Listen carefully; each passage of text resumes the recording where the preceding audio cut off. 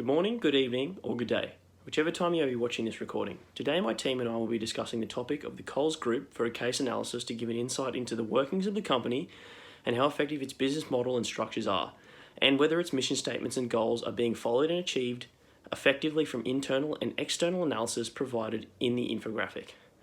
For this presentation, we'll give a brief overview of the Coles Group and its financials over the last 5 years, an explanation of the different models used to analyse internal and external environments of the business, used in the infographic, and finally outline some recommendations we believe will benefit Coles in the future based on the information and research we have gathered from our analysis. Founded in 1914 in Melbourne, Victoria, Coles celebrated its 100th birthday in 2014 and has been a supermarket powerhouse in Australia since inception.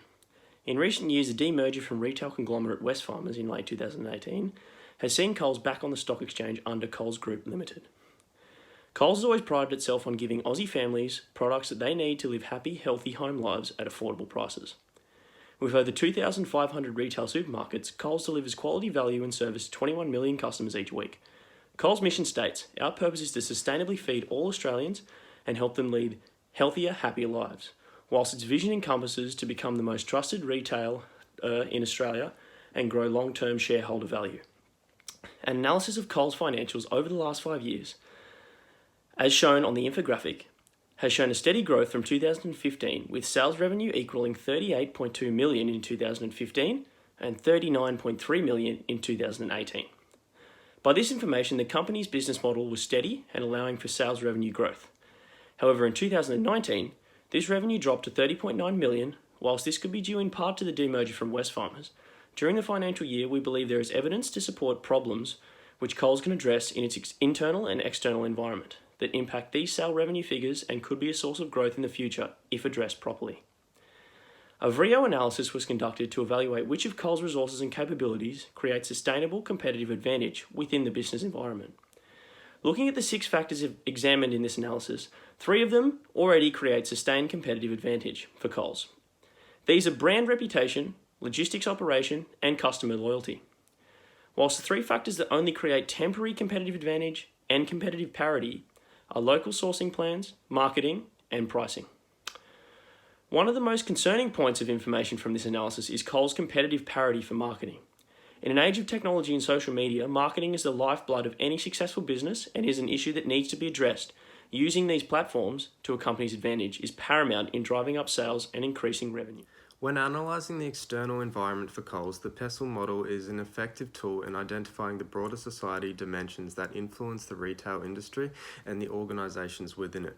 These dimensions include political, economic, social, technological, environmental and legal segments. Politically, there is hardly any government regulation on price competition, and this fuels the duopolistic nature of the market. This means that suppliers cannot find intermediaries other than the dominant market holders, and their bargaining power is reduced. This is a huge positive for Coles. In saying this, a negative lies in the fact that the ACCC endeavour to eventually reduce the dominant market share of the 2 key players in the industry, Coles and Woolworths.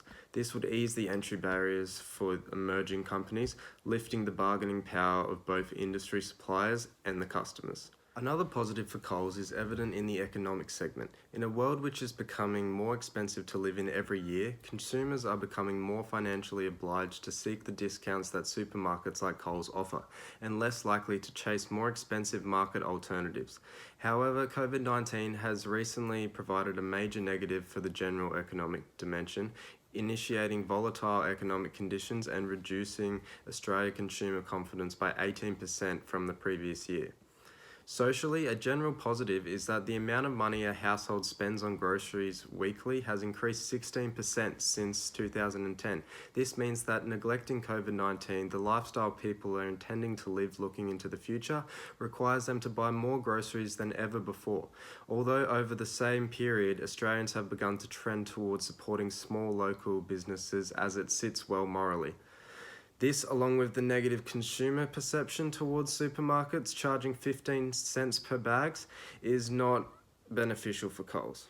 In terms of technology, today's methods of contactless payments and self-checkouts is making it easier for customers, thus increasing their satisfaction and likeliness to shop at supermarkets. This is a huge positive, as well as the significant increase in online shopping due to the recent COVID-19 pandemic. The only downside is that currently other competitors in the industry also have technological resources to match, with Woolworths obtaining a 57.4% share of online grocery shopping compared to Coles' 33.1%. Environmentally, people in today's society are becoming more conscious, with 90% of Australians concerned about sustainability. This added pressure on supermarkets to be environmentally friendly can be regarded as a negative. However, their approach to the recent ban on single-use plastic bags and their investments in sustainable environmental projects, waste management, and upscaling recycling processes shows that they are using this added pressure to their advantage and increasing customer satisfaction. This ties in with the legal segment, where tightened regulations such as banning single-use plastic bags and the call for strict mandatory codes by NFF are negatives for the retail industry. Although Coles' commitment to the single-use plastics ban and their implementation of COVID-safe practices, for example, suggest they aim to turn these legal negatives into positives, abiding by the laws and improving their reputation.